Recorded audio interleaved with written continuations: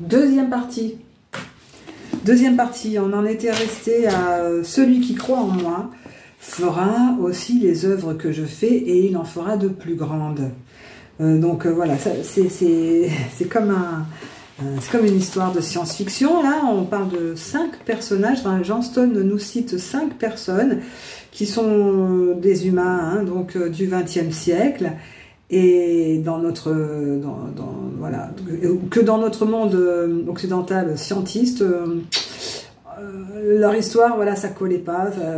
Voilà, on n'en a pas prêté foi à ces histoires et on préférait un petit peu les étouffer. Et il y a pas mal de l'Église aussi. Hein. Donc, Padre Pio. Padre Pio, un Italien qui est mort en 1968, donc un prêtre. Hein, qui lui a fait des preuves de bilocation. Il a été vu à 2 endroits au moins en même temps. Donc il y a un film qui a été fait là-dessus, j'ai vu sur YouTube, accessible sur YouTube. Il y a des sites, il y a des gens qui se prétendent, enfin qui veulent être les fils de Padre Pio. Donc c'est vraiment un personnage important. Bon, à l'époque, c'était, fallait pas. Hein. Donc il a fait des miracles. Hein. Il a rendu la vue à. C'est lui qui a rendu la vue, ouais. À des gens. Enfin bon, il a fait des miracles. Et donc pareil. Ensuite, il y a Maître Philippe de Lyon, qui est mort en 1905 et qui était un guérisseur, hein, pas un homme d'église lui, mais qui disait être ami de Jésus et qui a atterri jusqu'à la cour de Russie, des guérisseurs, du tsar et de tsarine de Russie, et lui, bon, voilà, il a fait des choses absolument incroyables, notamment de guérir des gens et de faire des diagnostics de façon incroyable. Et il y a même des médecins de l'époque qui refusaient qu'on dise de lui qu'il était médecin parce qu'il n'avait pas fait d'études, il n'avait pas de diplôme. Et donc le tsar a dit, bah écoutez, on va faire, qu'est-ce qu'il vous faudrait pour qu'on puisse donner un diplôme à Maître Philippe, un diplôme qui serait même reconnu en France. Donc les autres médecins ont dit, ben bon, s'il arrive à faire le diagnostic d'une dizaine de personnes, un bon diagnostic, on verra. Et donc le gars, il y avait une pièce avec 10 malades, il n'est même pas rentré dans la pièce, il a diagnostiqué, tac tac tac, et il a guéri dans la foulée les 10 personnes. Bon, alors ça, donc du coup, stupéfait. Pareil, hein, vous pouvez regarder site internet, patin coup fin. Sœur Yvonne Aimée de Malestroit, qui est morte en 1951, une religieuse française engagée dans la résistance. Elle a eu la croix de guerre, elle a même été décorée de la Légion d'honneur par le général de Gaulle en personne. Elle l'a vu, elle l'a prédit, elle l'a même dit à ses collègues elle se voyait décorée par un général, etc. Donc, pareil, bilocation, tati-tata, étouffée par l'église. Maintenant, on en parle sur YouTube, tout ce que vous voulez. Pralal Jani, donc lui, c'est un mystique hindou. Il est mort hier, hein, en 1920, en 2020, pardon. Et il est né en 1929, presque 100 ans, le gars. Alors, c'est lui qui ne se nourrissait plus et qui ne buvait plus non plus, depuis son adolescence, où il avait eu une vision. Donc là, il a été vu par une trentaine de médecins. Quand il a eu 80 ans à peu près, on l'a mis dans un hôpital en Inde. On a étudié son cas et pas d'explication, quoi. Le gars, il ne mange pas, il ne boit pas, il ne défèque pas. Ses urines se créent mais se dissolvent par magie et il n'est pas empoisonné. Bon, il est quand même mort. Il en avait peut-être marre de cette vie aussi. Enfin, bon, voilà. Donc, cas complètement extraordinaire. Rolande Lefebvre, qu'on appelait Madame R. Pareil, elle ne mangeait pas, elle ne buvait plus. Il y a des reportages sur YouTube, et c'est pareil, on ne voulait pas que ça se sache à l'époque. Maintenant, accessible sur YouTube, vous avez des renseignements. Donc, tout ça pour prouver que Jésus n'est pas un cas isolé. Et que s'il réapparaissait à l'heure actuelle avec les scientistes de notre époque en Occident, il serait considéré comme... il serait sans doute mis dans un asile psychiatrique d'ailleurs. Et peut-être qu'il y a des Jésus qui ont apparu et qui sont dans des asiles. Un autre paragraphe, alors ça devient hyper intéressant, plus ça va, plus c'est intéressant dans le bouquin. Jésus et l'Église intérieure. Alors, voilà, donc là, Johnston va faire un parallèle et donc il va distinguer deux églises. Il y a l'église avec ses aspects extérieurs, donc l'église extérieure, celle qu'on voit, donc, et celle de toutes les différences. Toutes les religions ont leur spécificité, les us et coutumes, les rituels, et ça c'est l'aspect extérieur, l'église extérieure. Et il y aurait une église sous-jacente, intérieure, et qui serait beaucoup plus importante et beaucoup plus intéressante et beaucoup plus vraie. Et voilà. Et donc là, il fait un parallèle, Johnston fait un parallèle, j'ai trouvé intéressant, avec un éléphant. Si vous touchez la queue, les oreilles ou les pattes d'un éléphant, ça va être différent, mais vous touchez toujours un éléphant. C'est intéressant. Voilà. Attends, ça c'est le 4 et le 5.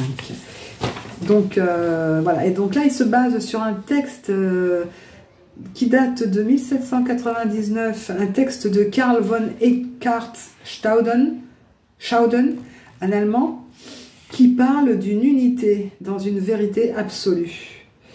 En d'autres termes, moi, on pourrait peut-être dire que c'est avoir la foi que cette église intérieure. Et là, avoir la foi, ce n'est pas une question de religion, finalement. C'est quelque chose d'intérieur. Alors, il se base aussi sur un monseigneur Puech qui a enseigné sur les bases d'un vieux texte qui parle aussi d'assemblée intérieure. C'est la même idée. Hein. Donc l'église extérieure, avec ses rituels, ses us, ses coutumes, et tout ce tralala qui a mené à des guerres, à des atrocités, Johnston l'appelle l'église de Pierre, l'apôtre. Donc ça serait voilà la religion classique, etc. Et l'église intérieure, Johnston l'appelle l'église de Jean. Alors l'église de Pierre, toute respectable qu'elle puisse être, n'est que la pointe émergée du discours de Jésus. Il y a d'autres choses sous-jacentes et ces deux églises existaient bien avant l'arrivée de Jésus. Ensuite, un autre paragraphe, page 314. Y a-t-il un ésotérisme dans le christianisme? Eh bien, a priori, oui. Hein, parce que Jésus nous parle de gnose, de connaissance cachée. Quand il nous dit « vous avez enlevé la clé de la gnose », ça suppose qu'il y ait quelque chose de caché. En plus, il faut une clé. En plus, cette clé a été enlevée. Donc, pas facile hein, de dépêtrer tout ça.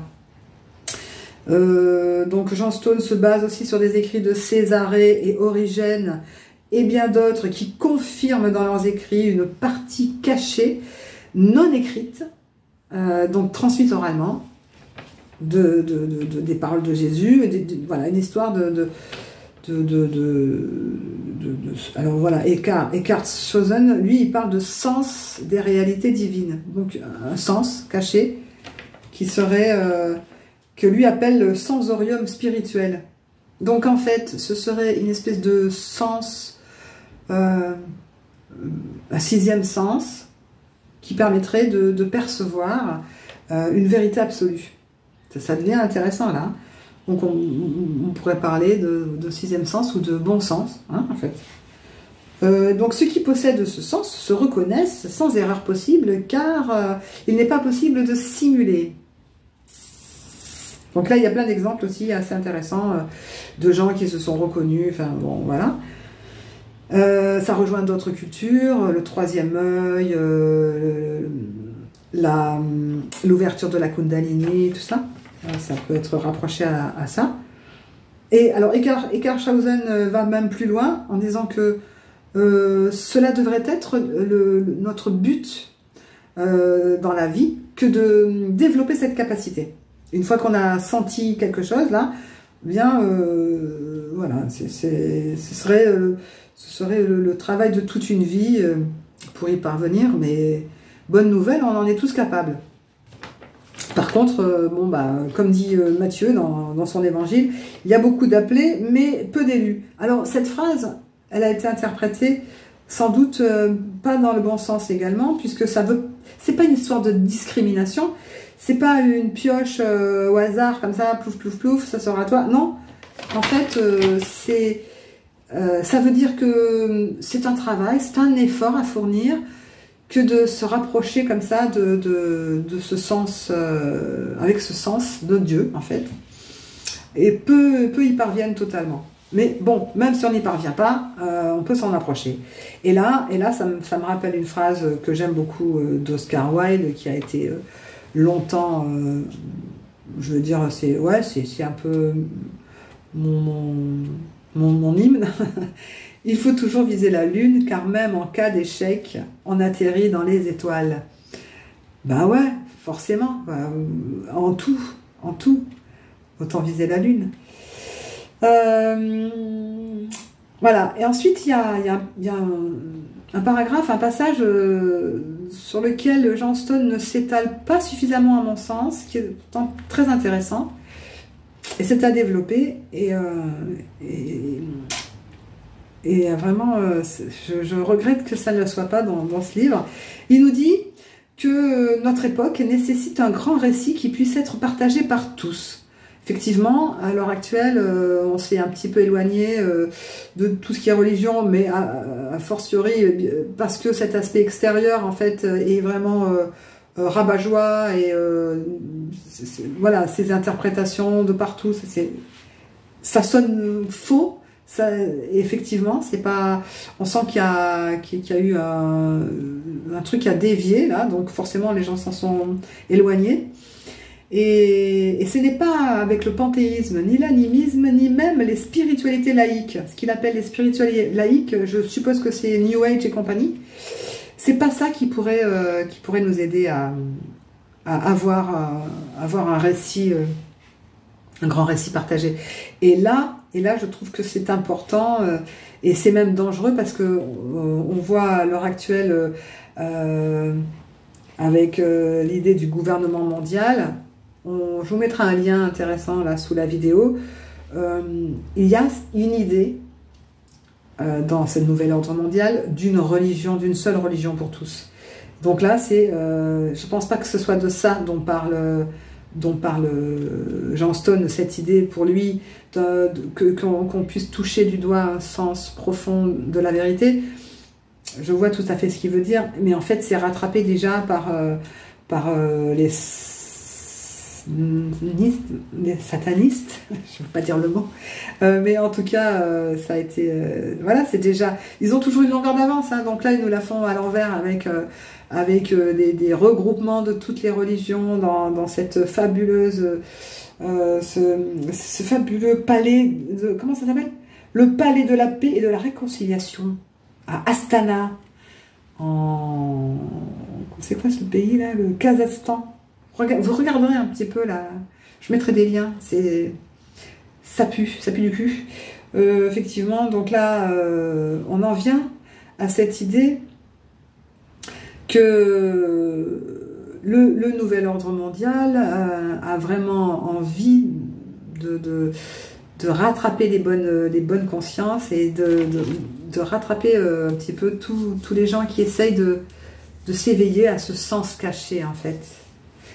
Et j'en veux pour preuve, enfin moi c'est vrai que j'ai un petit peu navigué dans les spiritualités laïques là, et que j'y trouve pas mon compte, en fait, parce que bien souvent c'est axé sur de l'argent. Il y a des gens qui pensent détenir des secrets, et qui vont les divulguer qu'à certaines personnes, hein, comme quand vous avez des gens. S'il y avait vraiment une vérité, eh ben il faut qu'elle soit partagée. C'est pas une question d'argent, quoi. Là, moi, je comprends pas. Je comprends pas quand il y a des trucs comme ça, des sectes ou des choses comme ça qui sont basées sur le pognon. Non, pour moi, ça sonne faux du coup. Du coup, effectivement, il y a cette dérive. Et là, dans ce bouquin, John Stone n'en parle pas du tout.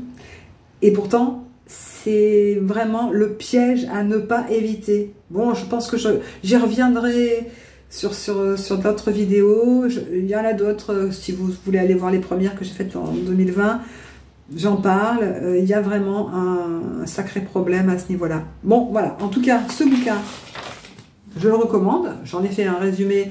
Ça ne vous exhorte pas à le lire. Ça dit ça? Enfin, en tout cas, je trouve que voilà, c'est intéressant et il y a plein de preuves, il y a plein d'écrits, de récits, de choses comme ça qui, voilà, on sort de là, on se dit bon ben j'ai appris quelque chose quoi.